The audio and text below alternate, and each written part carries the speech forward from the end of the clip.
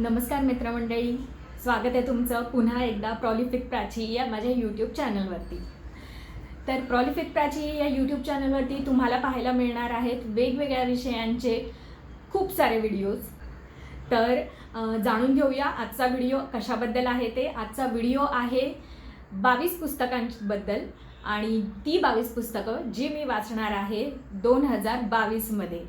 22 books in 2022. या 22 पुस्तकांची list मी तुम्हाला या व्हिडिओच्या शेवटी देणार आहे, दाखवणार आहे.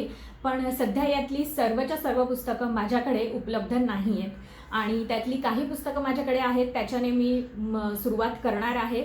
पण जसजसं वर्ष संपत जाईल तसतसं मला पाहायला पाहिजे की या 22 पुस्तकांच्या लिस्टमधली माझी सगळी पुस्तकं वाचून होत आहेत आणि त्याशिवाय अजूनही काही पुस्तकं त्याच्या व्यतिरिक्तसुद्धा मला वाचायला आवडतील.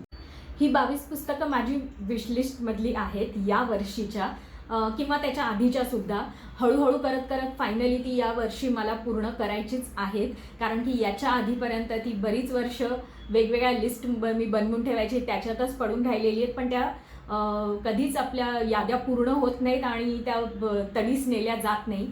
तर त्यातली काही पुस्तकं माझी वर्षानुवर्ष माझ्या यादीत पडून होती, पण ती यावर्षी मी वाचून पूर्ण करणारच आहे. आणि त्याच्याशिवाय मी ही जी यादी आहे ही जितकी होता होईल तितकी वर्सटाईल ठेवायचा, विविध विषयांचा समावेश करायचा प्रयत्न केलेला आहे. याच्यातलं माझ्याकरता चॅलेंज असं असणार आहे की मी एक हिंदी पुस्तकसुद्धा वाचणार आहे, जे की मी ऑलमोस्ट म्हणजे अजिबातच वाचत नाही. मराठीच्या खालोखाल इंग्लिश, पण हिंदी फारच क्वचित वाचलेला आहे. शाळेतसुद्धा हिंदी हा विषय जास्त वर्ष नव्हता, 2-3च वर्षाकरता होता, त्यामुळे हिंदी फार कमी वाचन होतं. आणि मुंबई स्टाईलचं जे हिंदी आहे ते सुधारवण्याकरता मला असं वाटतं की हिंदीसुद्धा एखाद दुसरं पुस्तक आपण याच्यात ॲड करायला हवं. त्याशिवाय या लिस्टमध्ये मी वेगवेगळे विषय समाविष्ट करायचा प्रयत्न केलेला आहे. त्याशिवाय काही कविता संग्रह पण मला इन्क्लूड करायचे आहेत, जे की अर्थात आत्ता सध्या माझ्याजवळ उपलब्ध नाही आहेत, पण जे मी विकत घेईन किंवा ऑडिओ बुक्समधून काही ऐकायचा प्रयत्न करेन.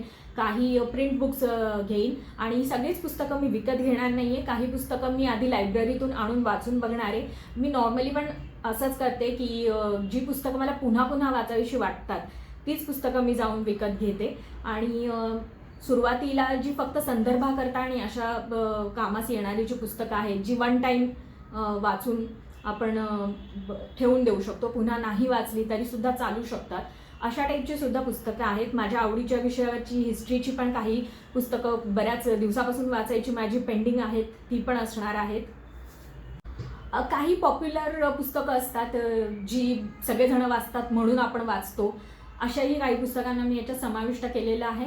आणि काही क्लासिक्स म्हणू शकतो आपण मराठी याच्यातली, जी की मी फारशी वाचलेली नाही आहेत. ज्यावेळेस मी खूप जास्त पुस्तकं वाचायची त्यावेळेस कुठल्याही उद्देशाशिवाय वाचायची, म्हणजे निरुद्देशपणेच वाचायची. खरं सांगायचं तर एखादा लेखक आवडला तर त्याचीच बरीचशी पुस्तकं वाचली होती. पण बरेचसे लेखक, मोठे मोठे लेखकसुद्धा मराठीतले राहिले आहेत वाचायचे, त्यांचीही काही पुस्तकं मला वाचायची आहेत. आणि त्याशिवाय काही छोटी असतील, काही पुस्तकं फार मोठी पण आहेत आणि ती थोडीशी लेंदी असतील तर मी साईड बाय साईड 2-3 पुस्तकं एकत्रसुद्धा वाचणार आहे. तर जाणून घेऊया की नक्की ती कुठली पुस्तकं आहेत. माझ्याकडे जेवढी आता उपलब्ध आहेत मी तुम्हाला ती सगळी दाखवते. तर पहिलं पुस्तक आहे हे सीतेबद्दलचं पुस्तक आहे, द फॉरेस्ट ऑफ एन्चॅन्टमेंट. हे पुस्तक मला गिफ्ट मिळालेलं आहे आणि मला फार आवडतं जेव्हा मला पुस्तकं गिफ्ट मिळतात. आणि गिफ्ट मिळालेल्या पुस्तकांचं एक वैशिष्ट्य असं असतं की जी पुस्तकं तुम्ही शक्यतो स्वतःहून निवडत नाही, जेव्हा तुम्ही खरेदी करायला जाता तेव्हा तुम्ही कितीही नाही म्हटलं तरी तुमच्या एक नेहमीच्या साच्याबद्ध आवडींच्या पलीकडे पाहायला जात नाही. अशा याच्यातून तुम्हाला जेव्हा गिफ्ट मिळतात तेव्हा काहीतरी दुसऱ्यांच्या चॉईसचं सुद्धा वाचायला खूप मजा येते. आणि हे दुसरं पुस्तक आहे, हे हरिवंश राय बच्चन यांचं आत्मकथा आहे, पण याचा हा दुसरा भाग आहे. माझ्याकडे पहिला भाग नाही आहे. हा पण मिळाला मला घरातच, नीड का निर्माण फिर. आणि याच्यातल्या मला पहिल्या शब्दाचा सुद्धा अर्थ नीट माहिती नव्हता. नीड म्हणजे घरटं किंवा अशा टाईपचा अर्थ असेल असं वाटत होतं, पण इंग्लिश नीड, गरज असाच त्याचा अर्थ सारखा सारखा डोक्यात येत होता. त्यावरनं मला असं जाणवलं की मला हिंदी वाचनाची फार गरज आहे. निदान अधूनमधून वर्षाला 1 किंवा 2 जी फार फेमस पुस्तकं असतील हिंदीमधली ती सुद्धा वाचून बघितली पाहिजे. त्याच्यामुळे सुद्धा एक वेगळीच दुनिया आपल्याला पाहायला मिळेल. जानेवारी महिन्याकरताचं माझं टार्गेट आहे फक्त ही 2 पुस्तकं कंप्लीट करणं, कारण की जानेवारी ऑलरेडी आता सुरू होऊन संपतच आलेलं आहे आणि ही 2 पुस्तकं मी वाचायला सुरुवात पण केलेली आहे. तर माझी जानेवारीची पुस्तकांमध्ये फक्त ही 2 पुस्तकं वाचली तरी पण सफिशियंट होणार आहे. आणि हे आहे 3रं पुस्तक. हे बिल ब्रायसनचं आहे, the short history of nearly everything. हे पुस्तकसुद्धा मी लॉकडाऊनच्या काळानंतर घेतलं होतं. लॉकडाऊनच्या काळात मला पुस्तकं वाचायलाच मिळाली नव्हती, कारण की अचानक लॉकडाऊन लागलं आणि नंतर पुस्तकं विकत घेता आली नाही. पण त्यावेळेस मला प्रचंड पश्चाताप झाला होता की आपल्याकडे 2-3 तरी पुस्तकं अशी पाहिजे होती जी आपण वाचलेली नाही आहेत. त्या काळात मी पुन्हा 30 पुस्तकं वाचून आनंद घेतला. पण हे पुस्तक मी त्याच्यानंतर लॉकडाऊन नंतर घेतलेलं आहे, जे की मी अर्धवट सोडून दिलेलं आहे आणि ते मला पूर्ण करायचं आहे. हे 4थं पुस्तक पॉप्युलर पुस्तकं वाचायची आहेत काही लेखकांची. अमिश त्रिपाठीचं, सुहेल देवचं the king who saved India हे सुद्धा मी बऱ्याच दिवसापासून वाचू ठरवते पण वाचलेलं नाही आहे. तर हे पण पुस्तक माझ्या लिस्टमध्ये समाविष्ट आहे. आणि त्याशिवाय हे आहे 5वं पुस्तक, विन्स्टन चर्चिल, युद्ध पिपासू की युद्ध नेता. सेकंड वर्ल्ड वॉरबद्दल सुद्धा आपल्याला फार उत्सुकता असते. त्याच्या वेगवेगळ्या पैलूबद्दल आधीच बरंचसं वाचलं गेलेलं आहे, पण विन्स्टन चर्चिलबद्दल स्पेसिफिकली वाचलेलं नाही आहे कुठलं पुस्तक. त्यांच्याबद्दल लहान मोठे लेख वाचून उत्सुकता चाळवली गेलेली आहे, म्हणून हे पुस्तक मला वाचायचं. यावर्षी प्रवासाला जाता येईल होपफुली, आणि नाहीच जाता आलं तर निदान प्रवास वर्णन करून तरी समाधान मानेनच. म्हणून मला मीना प्रभू यांचं उत्तरोत्तर आणि हे वाट तिबेटची ही 2 पुस्तकं वाचायची आहेत.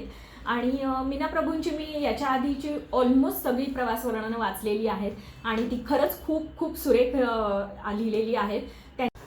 मीना प्रभूंच्या पुस्तकांबद्दल तर मला काही संशय नाही आहे की ती मला आवडणारच आहेत. पण याच्याशिवाय अजून काही पुस्तकांची यादी आहे जिच्याबद्दल मला उत्सुकता आहे, जी पुस्तकं माझ्याकडे आता उपलब्ध पण नाही आहेत आणि मला माहितीसुद्धा नाही आहे की ती कशी असतील, मला आवडतील का नाही. ती अशीच सजेशन्समधून दुसऱ्या कोणीतरी वाचली आहेत आणि त्यांनी चांगले रिव्ह्यूज टाकलेत त्याच्यातून मला मिळालेली आहेत आणि ती मी माझ्या यादीत समाविष्ट केलेली आहेत. त्या यादीपैकी काही पुस्तकांचा मी आता उल्लेख करू इच्छिते. त्यातली एक गणित चुलीचे म्हणून शांता शेळके यांचं पुस्तक आहे. ती त्यांची आत्मकथा आहे की नाही मला नक्की माहिती नाही आहे, पण शांता शेळकेंचं सुद्धा मी नाही वाचली आहेत पुस्तकं आणि मला फार इच्छा आहे आता त्यांची पुस्तकं वाचायची. जेव्हा आपण शाळेत होतो, मला वाटतं 10वीत असताना, त्यांची आजीची पैठणी म्हणून एक कविता होती, ती फार फार आवडली होती त्यावेळेस आम्हाला.